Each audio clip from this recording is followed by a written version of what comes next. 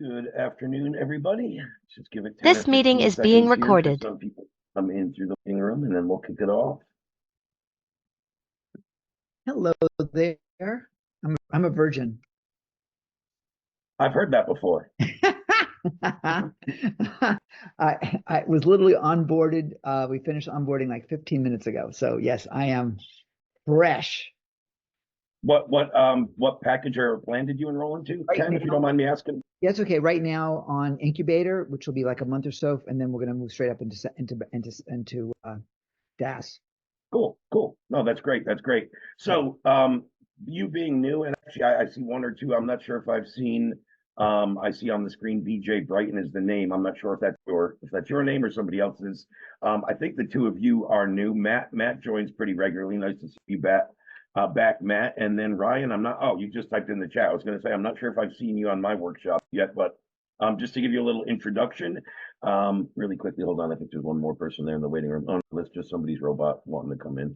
I already have this recording, and I post the recording into the school community. But guys, yeah, so this is the weekly DaaS Sales Workshop. So my area of expertise within the company and the department I run is primarily everything to do with sales, building out sales teams, sales processes, how to demo this, how to run a sales call, how to package it, how to price it, so on and so forth. And even everything on the front end prior to that, meaning the messaging, the angles, the hooks, the copy, right? So that's what I train on. That's what I teach on. That's my area of expertise. For anybody that's newer, again, I know a couple of you guys are, and you have more tech questions, onboarded into the platform. How do I get better at audience building? All that kind of stuff. Those are the office hours workshops where you really want to be for the tech side of stuff. That's not what I cover. I'm not going to do much or any in-platform audience building. That's just not my role in the company and not really what I do. Again, these are about the sales and the client acquisition. So what I'd like to start off with really quickly, Ken, you had mentioned you're in the incubator program. So this is a DaaS sales workshop. Is it still applicable to incubator clients? Totally, especially if they join the incubator with the goal of either testing this out for themselves or testing it out and selling it to one or two clients, and then eventually upgrading it to DaaS and building more of a DaaS agency. This will definitely be applicable.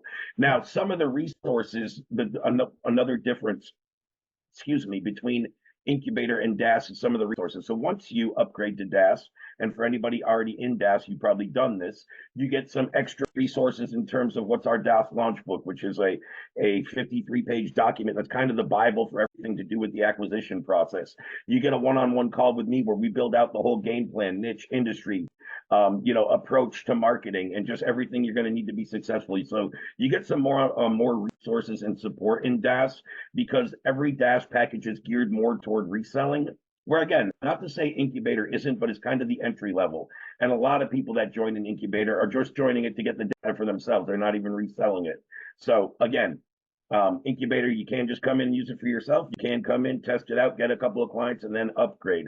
Matter of fact, I covered this on a workshop a few weeks ago, but one of our clients that joined it to incubator, within 3 weeks, he had sold some enrichments for about $1,500. Now he had paid $497, I think, for incubator, so he had already 3x'd his money and upgraded into the next tier. That's certainly a logical stepping stone. In this case, it was enrichments, it could be pixels, it could be in market list, whatever.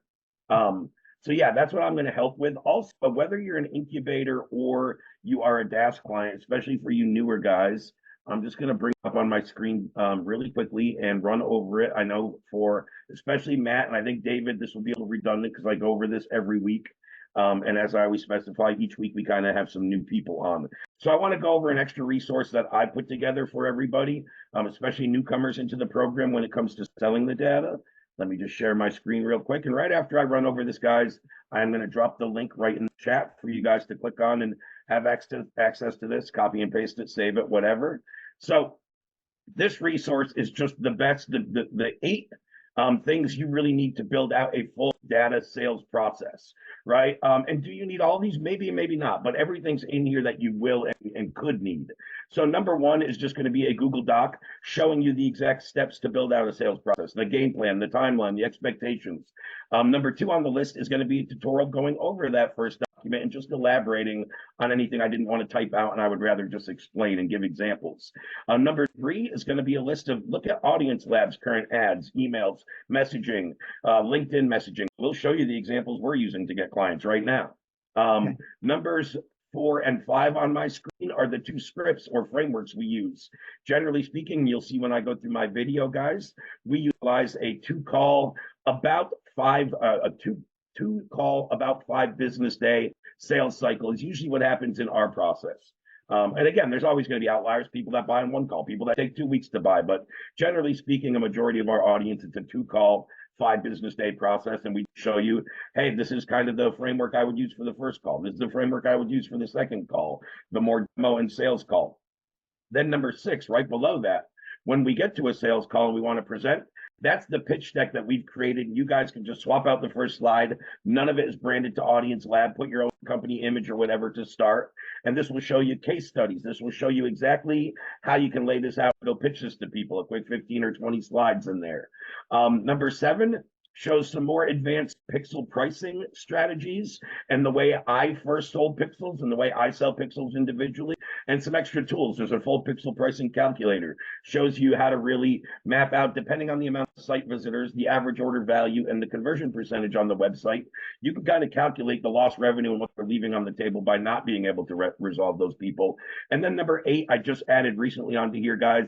That's some examples we kept having clients ask, Ray, I'd love to hear some of your sales calls.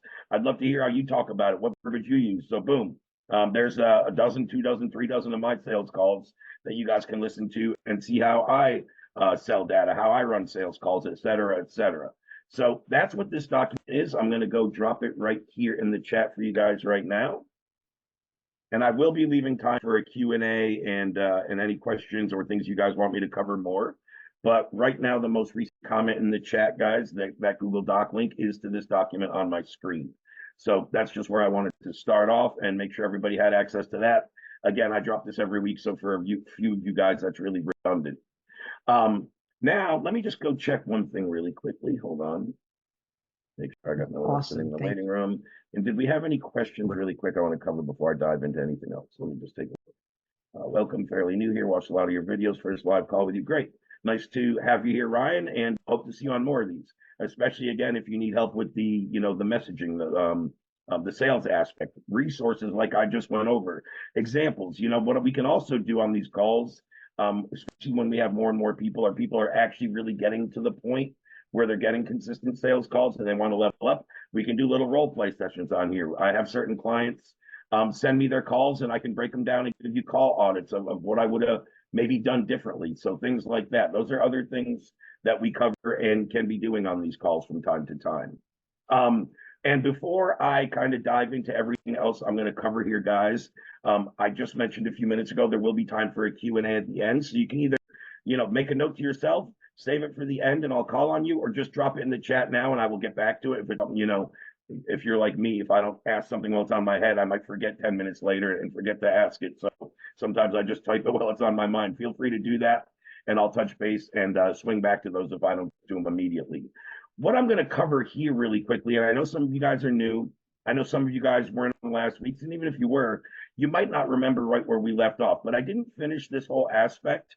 And I'm just going to recap the 5 or 6 slides before this again, just to refresh if you were here or to catch you up if you weren't here. But this is kind of where we died out last week with my lesson and what I was teaching. It was right about here at slide 42. And this lesson don't worry, guys, you didn't miss 42 slides. It started at number 38. But again, I just want to recap real quick so I'm not picking it up and everybody who's new here doesn't know where we're starting. So I'm going to give a quick little recap.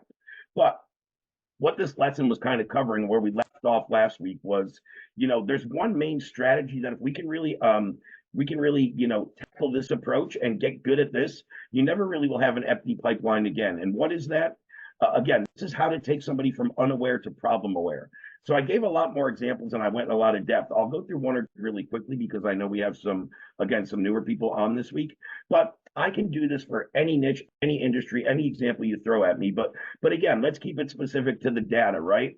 let's say they come on and I start talking with a prospect, however this is, doesn't matter if I'm talking to them, if I'm doing this in email copy, if I'm doing this in DMs on a social media platform, wherever we're booking people through, we're still going to be conversing in one way or another, right? Using words, messaging, etc.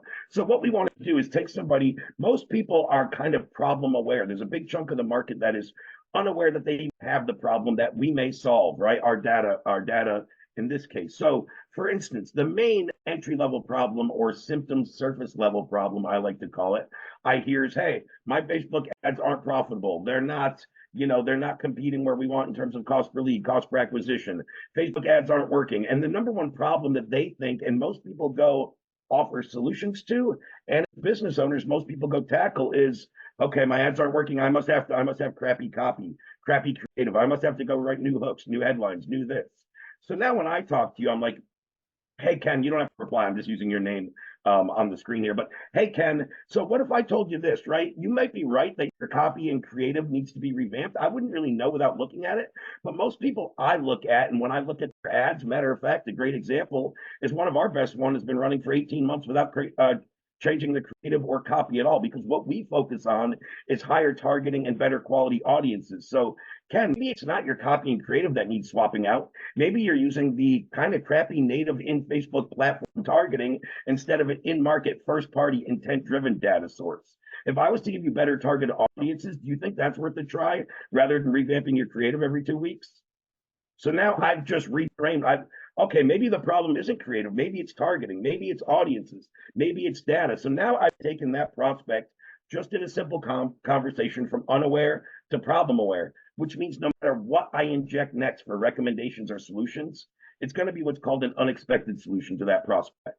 Right? They didn't go in ever even knowing this existed because it wasn't on their mind as a problem. So as I've said many times, and this is what we do in great marketing and great copy, we take the prospect from, hey, what Ray said totally makes sense. No one's really told me that before. And their brain jumps to, how do I find out more? Which takes them to your next call to action. What is that right now? Is it a video? I don't know, right? That's going to be different in everyone's process, and we'll talk about that. But that's the exact strategy and thought process here, right? Again, I could do that for anything. You could tell me the problem to solve is, my ice cream is too cold, and I could find a way to reframe it, right? It doesn't really matter. There's always a way to do it in every single market and industry. So here's that triangle I was talking about. What most of the market is advertising for is this top portion, the red area, right? And again, we've all seen this, probably depends how long you've been in the market, but you've probably seen this triangle discussed. I remember a couple of big gurus that sell multi-millions a month, had ad campaigns just geared around this. And they're like, hey, the top of the market, the red here, is who's most problem aware. People actively searching for your products, ready to buy. And as marketers, advertisers, business owners, we're all trying to hit that top, say 17%. Then we have the blue, the meat and potatoes. And let's say that's another 36% of that are kind of unaware, or their solution, there's different stages of awareness, guys. There's unaware, then there's problem aware, then there's solution aware, then there's product aware, then there's offer aware. Each one of these is more and more toward the point of buying, meaning they're more sophisticated and educated about your solution, about your particular product, offer, et cetera, et cetera. But basically the blue is kind of in the middle, like they're a little bit problem aware, but they don't know of all the solutions. Or they're a little solution aware, but they don't know of all the products, right? You could know that your solution is, I need to run Facebook ads, or that's your problem. You might think, because you only know a little bit, the solution is go take a Facebook ads course. That could be it. The solution could be hire someone to run my ads. The solution could be, I actually need to scale up more organically and vet out my hooks before I put money. There could be a lot of different solutions, right? But the middle of that bracket kind of knows that they have a problem, but they're not actively searching, find a business coach, right? They're not actively typing these search words. And then we have the yellow part. That's the totally unaware. They don't even know that this problem exists. Never mind your company or your solution is out there in the ethos. Now, if we learn how to craft messaging, whether again, email, social media, ads, I don't care how we're crafting it. We can use whatever channel and avenue. They all work when done right. If we can hit a big chunk of the market that's unaware of solutions, unaware of problems, and convince them, now we're not competing with everybody else in the market over our advertising dollars. We're going over a much bigger audience. And then when we present our solution, there's not a whole bunch of competition because we're the first one to bring this up. It's still an unexpected solution. So again, if we can figure out how to do that, That changes everything in people's business. So again, as I covered, most aware are actively looking to solve the problem. In the middle, being able to transition a prospect from unaware to problem aware is really where the money's at. Or actually, these are out of order. That one should go to the yellow. But over here, unaware to solution or problem, symptom level problems, that would be more the blue one. And the yellow is kind of totally unaware. And that's where really the most money is. But again, if you guys really think about it, most of the clients we work with, they're like, hey, I'm looking for people intent to buy, which is great with the data platform, right? We can now do that.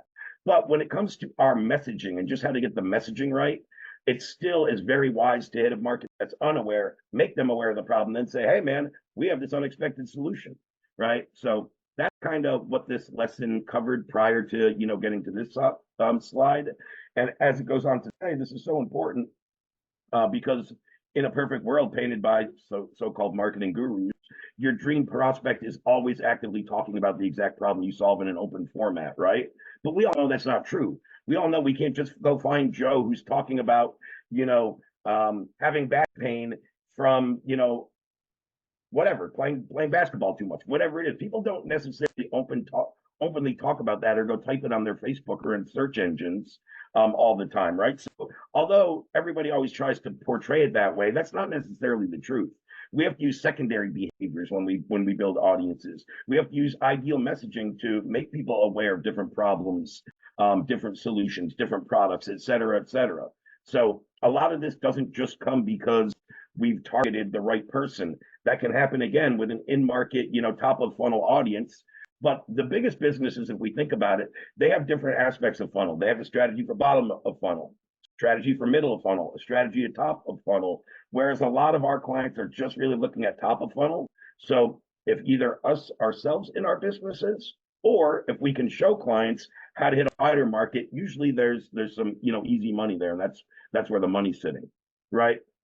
So, in essence, your perfect client, basically, and this is kind of the problem, right? The ones who are willing to commit and invest to solving a problem are often hiding behind what we call symptom level problems. And that's what I talked about earlier. I like to call them, it's a symptom or surface level problem. Then we reframe them and we get to the root or the real problem. And then we say it like that. And they're like, oh yeah, Ray, you might be right. That very well could be the problem. So a lot of times they talk about their symptom or surface level problem, but just by asking a few questions deeper, why is that a problem? How long has that been a problem? How long have you been looking for a solution? What have you done to solve it? Then we can really identify, hey man, I don't think that's your problem. I think this is a real problem. This is why. Does that make sense? And when we do that, right, they're going to be like, oh, yeah, that totally makes sense. Right? Let me look at that, right? So basically, as an example, you help businesses. Let's just say this is the example of your offer, something outside of data, right? You help businesses increase their email deliverability, right? Get higher open rates on email is the basic gist of it. So number one, we would do some research and find the symptom level problem. After some research, you'll see the exact method that we use to uncover the biggest pain points. And again, knowledge gap analysis kind of goes back to a program in our PDocs language, but this is basically what we found when we reverse engineered it. So going from the widest range, oh, did I skip a slide? No, I didn't. I don't know, either I'm out of order. There should have been a number one before this. Maybe I'm missing it. No, number one, solve the problem. Okay, I just think there's another graph like this down below. Number two, reverse engineer the journey, transition to how it can be solved by my solution. So meaning, outside in this blue area, it's saying constantly getting account bans and unable to run traffic. So that is the outlying problem that we're seeing in a lot of the industry. A little more inner, relying too heavily on new traffic from Facebook. Right? So that was another problem we saw. Hey man, if we're not getting traffic on Facebook, we don't have anybody to send new emails to. Then the next problem, no solid back end to increase sales despite ads, right? So ads to a front end product, but we don't have a back end upsell or a lifetime value type of product. So it's really hard to scale that type of business. Emails are not getting customers. So I'm sending emails and they're just not getting any clicks, buyers, conversions. And then the main, the one in kind of the bullseye within this grid, email deliverability issues. So it starts there, right? Email deliverability issues, then it widens out to more specific problems. That's the baseline one in the core, and then they widen out. So if we can create different funnel or different messaging to then hit this pain point, this pain point, this pain point, you know, all four areas. So that's kind of what I mean by look at what your offer does, reverse engineer and say, hey, at the core, it solves lower cost per lead and acquisition. Outside of that, it solves resolved identities and, you know, resolves visit, right? So you can keep bouncing it out to which one does everybody face and then which one do less and less people face. And when we craft messaging or different ad sets or different email campaigns for each one of those, we open ourselves up to a lot more of the market than just trying to say, hey, I help email deliverability issues. That's a lot more vague. So that's just a quick little example of how that works. Again, back to what we talked about here, most aware and are actively looking to solve the problem. And down here, people are unaware. So in this case, businesses actively looking to increase open rate. Those people are at the top. They're saying, hey, I'm actively looking to increase open rate.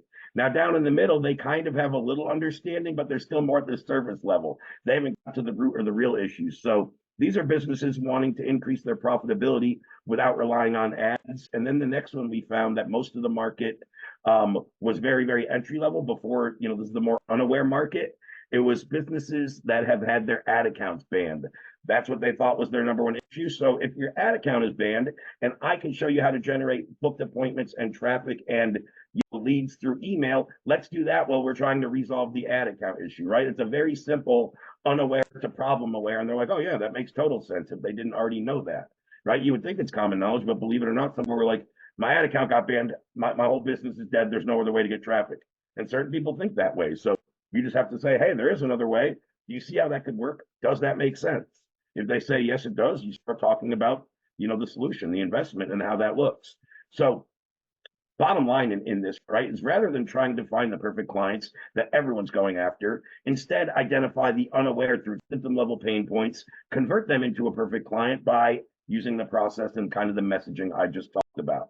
And guys, all that stuff really, and what I talked about, like sending, you know, resources, that kind of all leads right into our micro commitment sales process, which again, in that document that I've just provided you guys on the screen, and a few of you guys have seen me talk about this, so I'm not going to go super in depth. But basically, this messaging and all the stuff I just talked to is really what leads right into the micro commitment process. So for any of you that are unfamiliar, I'm going to cover this in 3 or 4 minutes or less. This is what we would call the usual, and I call the old method. The only reason it's really not the old and it's still the usual because it's still the most prevalent online, meaning somebody drives an ad, runs content, YouTube video, whatever it is on the front end. You kind of raise your hand and say you're interested. That will take you either to a triage call or an application form, which will take you to a sales call. That's what I would call the usual or the standard. And for me, the old method, because I haven't built a sales team like this in over 4 years.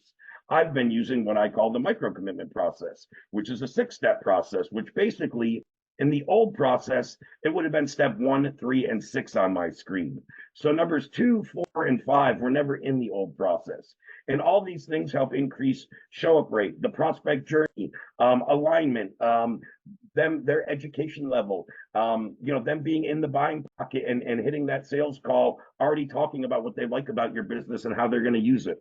All those things come because of, you know, implementing this process. So if you guys aren't familiar, haven't seen my video,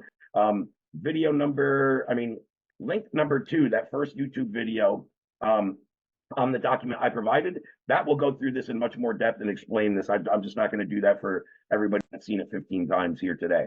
And basically what the micro commitment process does, when number 2 and number 4 specifically, where it says new frame and it says homework, that's where we're sending resources at some point in our process, which is why I said with your messaging, at a certain point when you get to a call to action and they're like, hey, does that make sense? You know, what he said makes sense. Nobody's really said that. How do I find out more information?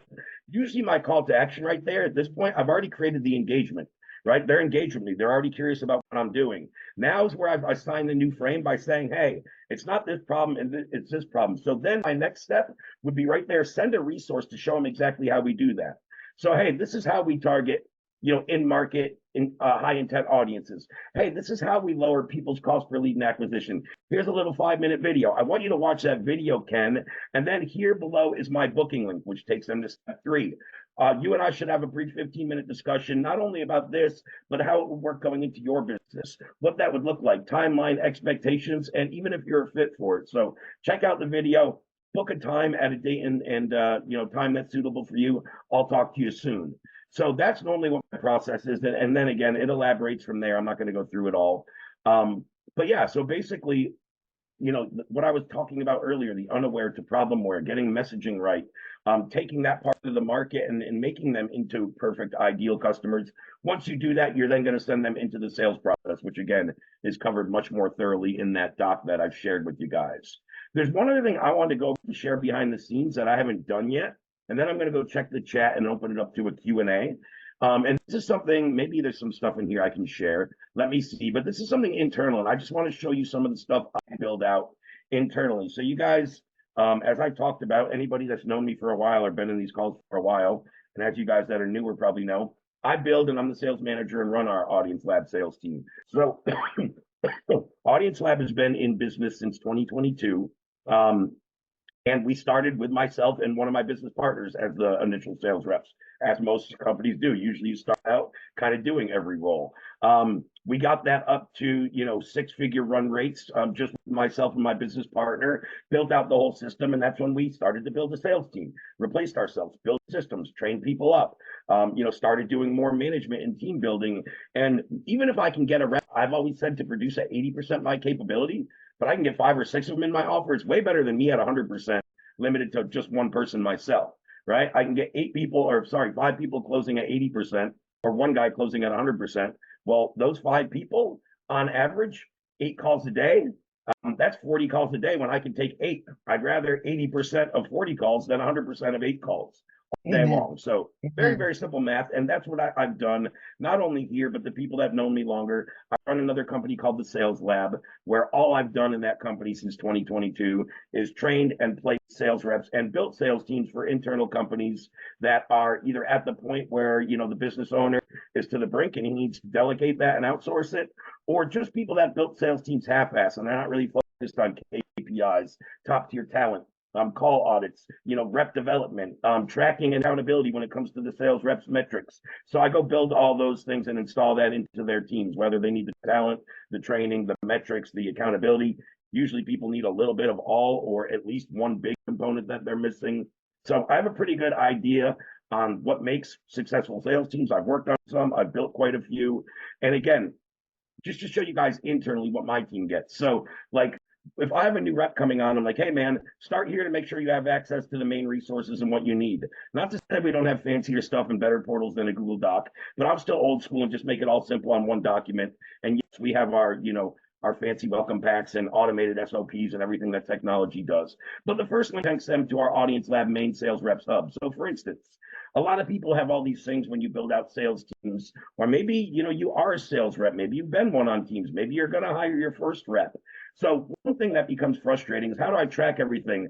End of day forms, closed deals forms, or do I just kind of fly by the seat of my pants and have them, report in a Google spreadsheet, which of course you can.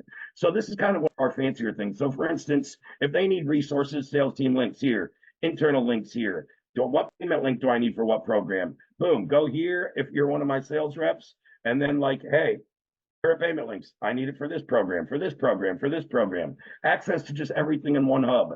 What I was talking about with end of day forms. So basically, every time my rep closes a deal, they'll go click on this, and just really quickly, it comes right up on the screen. Takes them about 30 seconds because they have their information, their name, date, name of the new client, phone, email of the person, what plan did they come into, at what level, any specific deals, cash collected today, total MRR added, and kind of number one reason that they joined, what they were looking for. So quick little form, they click enter, it goes into our main portal hub where all the team, the accounting, the metrics, everybody gets eyeballs on it, goes right into a main accounting hub. Or at the end of the day. So each deal they close, they got to do this end of day, which is obviously only one form every day that you have your calendar open and take calls. Again, very simple. They go through and say, hey, today's whatever, March 25th. My closer name is Ray. I had 4 calls booked, 1 no-showed, 0 canceled. I took 3 calls. I made 2 offers. 1 was disqualified, closed 1 deal. Again, revenue added, yada, yada, yada. We have our team upload what we would say a winner or a week call twice a week. So, hey, this was a very strong call. It was a through and through strong prospect. I should have closed and I did. Or, hey, this was a weak call. This was, and when I tell my reps to do that, just to specify, I don't mean the prospect on the other line was or wasn't qualified. I mean, as a rep, hey, this was a weaker call where I probably could have closed them, or I messed this up and I want some feedback on. So to get accountability, our reps upload a couple calls per week. and so on and so forth. So anyway, all within this main hub, they have access to all the SOPs, forms, et cetera, which is a really good tool. Then we have our main company blog, if we ever want to send them information. What we call our pre-call resource. This is, in essence, when you build out a VSL, this is what we would send in that micro commitment process where I said step 2. This is our pre-call resource VSL type thing where basically before anybody speaks with a member of our team on the phone. After these, number 4, 5 are some more advanced resources we would share after an initial call and before a second call, or maybe even on a second call or on the first call. Then, of course, I put like my main booking link here for anybody that ever needs the main booking link. Our secondary booking link, if somebody books from our secondary school community to track people coming from there. My top 2 producing reps get their links always specified. So, hey, top 2 producing reps always get priority onto these booking sheets. All the programs and pricing, we make changes quarterly. If you guys spoke to us 6 months ago and spoke to us now, you may have wondered or probably noticed pricing changed, right? So every time that updates, I make sure to come in here and update it to my whole team. Again, so they can hear my call examples, just like I'm sharing them with you guys, stuff I share with my team, down sells, other links, and then down here, number 15, 16, 17, are more training and SOPs, our internal sales structure, why we use trackers, how we track it off the hub, just to give everybody clarity. So basically everything a rep needs, at least initially, is all within one doc, which they could be resourceful. That means when they start taking calls, they start getting in conversations and they need information. They're not always coming back saying, hey, Ray, what do I send this guy? Hey, Ray, what do I do? Like, hey, if he's still early and he hasn't had a call with us yet, send the pre-call, right? If he's already had a call with us and he needs more extensive, you probably want to send these resources there, right? If he needs to book with one of our reps, book him in with our top 2 here, and so on and so forth. So just kind of a document that we provide to all of our clients. And this one, just so you guys can see and maybe replicate it specifically. I'm not saying to replicate it specifically. What I mean by that, just to be very clear, is, if you're going to go build a VSL and a pre-call resource and something that educates, and a pre-call resource, again, is meant to do a couple things: educate, intrigue, talk more about the problem, and really lead into the solution and what you do. And then a second resource I would send later would be more intricate and more elaborate, more of a program overview video. Hey, now that you know the problem and how we solve it, this is the specifics, this is how long it takes, this is the results we see from clients. You can get much more specific about the deliverables and the actual product and the timeline. I usually don't do that in the first resource per se. So that's what would be the main difference here. But yeah, this one, just so you guys, in case some of you guys haven't seen it and you just kind of want to break down the structure, I'm going to go in the chat here and just drop the link to what we would send as again, a pre-call recess of more of like a VSL video. And you guys may want to look that over. So I just dropped that in the chat there. Yeah, other than that, I mean, obviously you guys don't need my reps booking links or product payment plans and things like that. I just wanted to give you a little overview of some of the resources and things I built together for a sales team. And again, that's just where it's listed clear and me not having to go to 6 different web pages or links to find all that. Now, let me go back in really quick and check the chat. I saw there was a couple in here. Yeah, Eugene Schwartz, definitely one of the best copywriting books ever. Yeah, it's cool that you mentioned that. I know you saw that in the slide thing as well. That's one of the first books that I ever bought on PDF because I couldn't afford the hard copy back when I first started in this. It was pretty expensive. So I think that was the first actual digital PDF book I purchased because I couldn't afford the hard copy when I was looking at it when I first got started. Funny you mentioned that. So if you need an example, I'm working specifically with RV dealers. Oh, you were talking about what I was saying there. Yeah, I mean, RV dealers, that's another one I'd be happy to run through examples. Another thing I talked about recently, and I just posted in the school community recently, something I got asked a couple of weeks ago is like, hey, Ray, how do I create my little elevator pitch? Like, how do I, and I've noticed a lot of people struggle with this, whether it's with Audience Lab data and you being new to it or just unfamiliar, or whether even prior, you've been a consultant in tech for 15 years and someone asks you what you do. A lot of people really struggle with that, especially clear and concise. A lot of people give freaking 8 paragraphs back to someone when they ask what you do, and you lose the other party's interest when you do that. So, for instance, with that, with Audience Lab, when somebody says, "Hey, Ray, what do you do?" Well, we are a data and technology company, and we work with agencies and advertisers, giving them in-market, intent-driven first-party data so they can embed that into their ad and marketing campaigns and lower their cost per lead and cost per acquisition. So clear, concise, succinct. This is what we do. This is the tech we use. This is the result we should see. These are the people we work with, right? Agencies, advertisers, et cetera. So I kind of covered everything there, probably 3 sentences if you break it down. And that's something I've had a knack for doing. I worked with as coaching, as a coach with, I don't know, well over 1,000, if somewhere between 1,000 and 3,000 private clients in the last 5 years. And a lot of that to do was messaging, offer creation, and just how to be clear, concise, get your message across so the person that hears it says, I'm interested. How do I find out more? Right? That's kind of a knack I have. So I help people kind of craft their short little pitch or offers pretty regularly. So Ken, you sent me, do you have any GHL snapshots that we can use? Yeah, what exactly, specify exactly what you would want in there, because I have everything in GHL you can imagine. We have one of the most elaborate GHL build outs. I have an internal guy that I just paid to run my GHL department and manage all new stuff. And actually, GHL has just sent us a partnership agreement to start promoting our product to their audience, which is a big thing we're focused on in Q2 here. You guys will see some stuff coming, but we have a big GHL partner coming here in Q2 soon enough. So what exactly would you be looking for specifically, Ken? Well, number one, from the pixel, from the minute the pixel fires to putting that person, in GHL, giving them whatever the next structure is, whether it's sending it an email, an SMS, ordering a postcard to be drawn, that whole process. And how do we take that person on board? And then back to the sales process. But primarily it's the pixels piece first. And then I don't know enough to know. I'm in that, I don't know what I don't know scenario. Yeah, you're brand new, right? Yeah. So, but I know for sure that when I put the pixel on later tonight, I have got nothing's happening from that point forward. So I need to be able to build that process in as to what happens next. Great. For the most part, for this piece, it's people that have not subscribed to my newsletter. So that's pretty much a relatively easy thing. We're not selling anything other than a free subscription, but we have other pieces that will be sales processes. Yeah, back end stuff to add in or other upsells or whatever, cross sells. Yeah. Cool. Yeah, let me see. I'm sure I can find that for you. Let me just go through and look through some of my stuff we have with the team, and I'll send that over later today or tomorrow.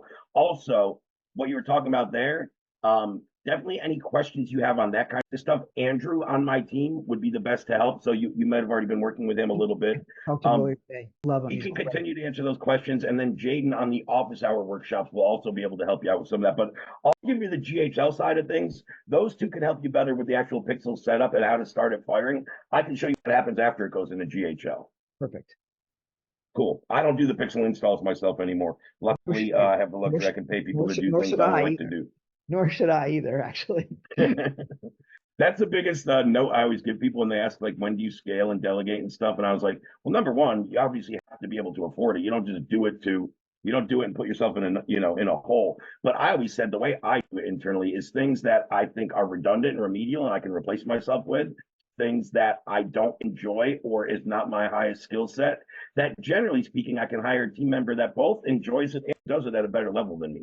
Like those are all the things I always look to outsource. But I always start with what's very repetitive and redundant and that I can kind of hire anyone to do. And then what are the lower skill, the lower skill tasks that don't need my highest level of energy or expertise. That's where I'll hire someone next and kind of so on and so forth. But always an interesting discussion. Everybody does it differently. Then you went on to ask, do you have an email? Oh, you have an email from me about sales from about Ada. Okay, cool. I'll check that out too, Ken. I probably haven't seen it yet. I'm very active in school and in my messenger. My email is like my most delayed reaction. I do check them daily, but I'm not in there like hourly or bi-hourly. But I'll go have a look now that I know about it, Ken. Awesome. Thank you. Cool. So guys, that was about 2/3 of the time here today, and I always like to leave time for a Q&A. I know I answered some in the chat as we went, and we don't have a huge turnout here today. But if anybody has any questions, just type a 1 in the chat and I'll call on you. That way no one's talking over each other or we're not unmuting, at different times. But just put a 1 in the chat, click enter. Hey, Ray, BJ. And just moving up from incubator to audience to DaaS 101. Okay. All right. And so anything I've scheduled the call with you for Friday. Anything I Great. need to do in prep for that call. Did you receive the 2 videos you're supposed to watch before that call? I did watch 2 videos at the very beginning with Incubator. These would both be now again, if my team did it right, whenever they sent you the link to book that call with me, the way we have the message crafted, there should be 3 links within that. It should say watch this, and then book your call with Ray. So if you didn't All receive right, the first yeah, 2, I can send them. Yeah, I do have all of that. It seems that they're the repeats of the things that I had watched. I've already made my first DaaS sale. You actually gave me Okay, a great. high 10 in the school community for it. So yeah, I just wanted to see if there was just anything that was an outlier. No, I would just say specifically, and again, if you've already watched it, the one labeled the THO video specifically. Yes. Yes. Okay, cool. If you've watched that you should, and you've already closed it. No, there's really nothing else you need to do. It's going to be more about, as I said earlier, I think I was mentioning to either Ken or just generally saying differences between incubator and DaaS. That's going to really be building out your whole game plan and strategy. So what I'm going to be going over with you on that call, just to give you a quick little heads up, I'm going to kind of be asking, who you're currently working with. I want to know a little more about your expertise prior to coming and working with us and what you're looking to accomplish with Audience Lab and DaaS specifically. And then I'm going to help you build out a strategy and a game plan on how I would attack that to, get your fastest path to cash, really. Got it. All right. So, Thanks so much. Looking for Friday. yeah. It'll be much easier to do in a one-on-one setting than I can go through all here. But yeah, totally. Absolutely. Great. Anything else, BJ? No, that's all. Talk to you Friday. Awesome. Look forward to Friday. Bill, I have you in there next. Bill, what was your question, my man? Hey, so thanks for taking my question. Of course. This is so I've been a DaaS client customer for about a month now, and been doing cold outreach, and don't have any experience with the cold outreach stuff. So that's been a steep learning curve, which I think is an important element. And I've watched the training, they've been fantastic. The training in the sort of the guide implementation setup, the initial. I watched the whole process with Simon and that whole kind of step through of how to do this. But still kind of feels like I'm struggling a little bit with that. So I don't think there's a magical answer. I think it's just about iteration, and you just keep trying and iterating and et cetera. But I'm wondering if you have, just on your own experience with the cold email outreach. I know Phil has a whole thing that he talked about before, but really just feel like I'm kind of, in some ways, kind of flopping around with it. I'm trying. I've tried several platforms and I'm using some different kind of AI setups with the cold outreach kind of automation. And don't you mean just so I'm clear, Bill? Do you mean automating the actual delivering and sending, or automating the copy and creating the content, or like the messaging? Well, both. So both. Okay. What I'm doing is I'm building out the sequencing myself using the sort of the formulas and using some tools as well. So it's kind of a combination of both, but really the inbox warming and that whole kind of process, I've been using a couple different platforms, just experimenting with them. And I just want to make sure there's something that I'm not missing, or if it's just about patience and iteration and testing, because I've done quite a bit of outreach, and I've been very targeted with my messaging and my vertical. Do you know your total volume right now? Say messages sent versus open rates versus positive replies. Do you have that a breakdown? I do. And the challenge that I'm having is the open rates are roughly about 25 to 30%, which is in line with solid. That's solid. Well, yeah, it's not great, but it's not. It doesn't. It's not in the 5 to 15. Yeah, I get really worrisome when they're below 15, 20%. Like that's above 20%. You can't super complain with. Yeah, you always want it better, right? But at least it's not like that just means your headline or your initial subject line is at least not a flop. That's what it tells you when you're getting below 15 or 20%. Your initial subject line sucks. Right, and that's what I got. It was okay. So I've been experimenting with A/B testing with subject lines and different long copy versus short copy using. So who's your ideal client? Who are you hitting with this? Like who's the who's Well, the ideal client here? Yeah, so one of the categories that I'm going after specifically is luxury skincare. Okay. So this is average order value of between $500 and $800. So super high end luxury skincare, and also been targeting identity resolution as a category. Just this kind of I would call that more of a broad umbrella sort of campaign with targeting agencies and. But what's happening, and this is my question, is that the open rates and what I'm seeing, everything looks kind of on par, but the engagement is just literally non-existent. I mean, there's literally I've sent in the month since I've been doing this, it's the volume of emails, and I've been using 3 different platforms. So the total volume of emails is about 35,000 that have been sent out, and the total replies have been about 5.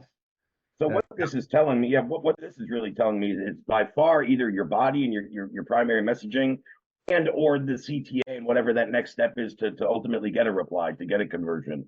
I would love to see what that is, and I think that's where you really need to improve based on what you're saying here. So, for instance, if you're going luxury skincare, and I thought so, but I was just being clear, if you're primarily going B2B, you're going to other businesses, short form over long form all day.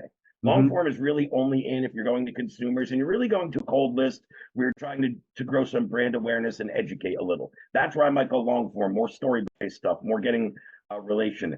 I haven't run any long form successful copy and B2B campaigns in probably 15, 16 months, just because it's been so crappy in how it performs. My short form, body, what I always want to reiterate in kind of all of my messaging is I always go back to these 3 things. Now, you've heard me say before, like the main body of mine is like, hey, we work with, luxury skincare brands to get them, in market, intent-based, first party, data to loop into their ad campaigns to lower their cost per lead and acquisition to ultimately, target their real ideal customers, whatever, like something along those lines. You've heard me say that plenty of times, right, Bill? Or Yes. That kind of formula. But where that all derives from and what's going to change with every offer and why you're going to say it different than I did is where I always get that from. I go back to 3 areas when I kind of write all my copy, especially my short form emails that are meant to convert, right? Meant to get someone to raise their hand and say, yeah, I'd like to hear more. I go back to what's the number one pain in the industry? What's the number one obstacle they need to overcome to get to their ideal last one, desire or outcome? So what are they really looking for? So let's just talk about that really, really quick on a vague sense. Don't go in depth, just very, very granular. Luxury skincare, if they're to partner with you or somebody to help their business, what is their ultimate, just end of game? Again, very, very, very, very general. What's the result of the outcome they're looking for, Bill? Well, really, the pain point is the customer acquisition. Well, let's reverse engineer that. I don't want the pain point yet. What's the result or outcome they're looking for? In a perfect world, if they work with you, what's the ideal result or outcome? Better return on ad spend. Perfect. Period. Better ROA. Yep. Got it. Better ROAS. Okay. So what is the biggest obstacle for them getting better ROAS? What do you hear in the industry? What do you know as an expert? What's the biggest obstacle? Well, one of the things is the privacy changes. That's been a real issue. In particular, in beauty is kind of in a fuzzy area because it's not really health. So it isn't as impacted, but it's impacted their ability to target. So yeah, that's what I was going to say. Even though you're saying privacy, it's not healthcare, it's not HIPAA. No. So it's not. I know what you're saying, but I think you finished at the right area. Targeting audiences, right? I think that's the obstacle, and that certainly ties into your solution, which is obviously great. So now bring me back to the first one. What is the number one pain point? What keeps them up at night about the ROIs? What's the big pain point with that? I mean, the high ad spend costs. Well, they can't keep going back to the increasing the ad spend. I mean, that's just been their go-to, and they're running out of answers and budget, to be able to compete. The competition is insane in the marketplace, and their acquisition costs and their return on ad spend are kind of have an inverse relationship. So I put up kind of an example of one of the Yeah, I'm looking at it right now. Yeah. Seeing a lot of beauty brands struggling with cost per acquisition since the iOS update. See, that's not a bad one. That's not a bad one. I think it's becoming a little more dated, but if you know that's currently happening in the industry and you're sure, use it. Just double check because there's like times where that hits and times where people are like not having problems with it, Right. depending on different updates. But Yep. just cut theirs by 64% without changing their ads. Broke it down in a short video. Take a quick look. So again, not bad. I just feel like I wouldn't reply to that. And I feel like that's one I get very, very often. I don't feel like it was made specific or personal enough. So based off what you just told me, again, this is just off the top of my head. I would refine it and type it out and refine it a little bit. Hey, we work with a lot of luxury skincare brands, and what we've seen is the number one problem they're struggling with is they feel like they don't have enough capital to compete with the big competitors in this industry. And you're probably right. Where we give our skincare companies a competitive edge on how to stay ahead of that is using in-market, intent-driven, first-party data to really target your ideal clients. As a result, we've seen lower cost per lead and lower acquisition, which leads to better overall ROAS, return on ad spend. Boom. I just said every aspect in there that you just mentioned in a very short term. When they read that, if you told me those right, they should be like, shit, yeah, we don't have enough budget to compete with whatever, Beauty Rama, whatever the big skincare, I'm just throwing out names there. Yeah, I don't feel like we're targeting the right audience, and I don't even know if we're hitting our real buyer, right? And then, if I could lower my cost per lead and acquisition, that would lead to better ROAS. So like just that, right? If I could just drive it back to the number one pain, number one obstacle, and the number one desire and say, hey, we work with your type of brands to get this result, to overcome, just like I just did, that's what it'll hit. Got it. All right, man. Thank you. Yep, that's the best answer I got for you on that one. And Ryan, you had a question? You still there? Yep. Yeah, I'm still here. I think I'm just going to book a call with you, though. It's all pretty specific to what I'm working on. So, Okay. I'm done with it. Perfect. Thank What, I know you said you were newer as well. What program or package did you come in, Ryan? I think 101 it was called. Okay, cool. So if you have or haven't already, you should have your onboarding call into the platform, and then they should be sending you the links to book with me from there. Yeah, for sure. I have them. I just need to go and. Okay, great. All right. Thank you. Cool. Yeah, that's probably best. We'll cover that on a one-on-one call. If it's more about specific to you, your business model, what you're looking to accomplish, will be much easier. Yeah, I'll be back every week, though. I've already learned a lot from you, so I appreciate you doing these calls. Oh, great. As I always say, when I run these, my goal is to give you guys at minimum one thing you can take away and say, hey, this gold nugget, I'm going to go change this. I'm going to go implement this. If there's more than one, fuck yeah, right? Take as many away as possible. But if I haven't dropped something that you can go implement and execute on, I guess it's more if you do, right? You can implement and execute on a lot of what I said. More so if you actually go do, that's what's really rewarding for me. I hate when I give people all these nuggets or ideas and then they're like, hey, Ray, that was great. I'm never going to go do it, but that was great, right? So guys, pick your at least one thing, take it away and go actually implement it. So you can come back to me and say, hey, this should actually work because it does work. But if you don't implement it, guess what? It's not going to work. Well, off the top of your head, I mean, if you were trying to land a few dealership clients to improve their Facebook ads, what kind of process would you start with? Cold email, ads, the video ad? I mean, where would you start that? Auto dealerships? Yeah, so I specifically work mainly with RV dealers, but I'm looking to break into auto as well. So I would start off with a combination of cold email, LinkedIn outreach, and what I call mutually beneficial partnership campaigns. So if you just onboarded, you'll see a video with me talking about MVPs, and then we could talk about that some more on our one-on-one call. But those are the three things I would be doing: cold email, LinkedIn outreach, and what I call mutually beneficial partnerships. And that 15-minute or so video will give you a lot better definition of what that means and what that looks like. All right, great, fantastic. I'll take a look. Awesome, cool. We'll talk more about it when we speak. That looks like all the questions, guys, and the workshop ends in 5 minutes, so we'll just cut it off here so I don't start a whole new topic and have to cut it off like I did last week. Raymond, I appreciate you very much. Thanks. I'll look forward to your email. I got to build a sales team. Yeah, we can talk. I'll give you some insight, some suggestions, and see where I can chime in and help, my man. Thanks, Ray. Thanks, Guys, thanks for your time. Thanks for attending, and I look forward to seeing you all next week. Bye-bye. Thanks. Bye.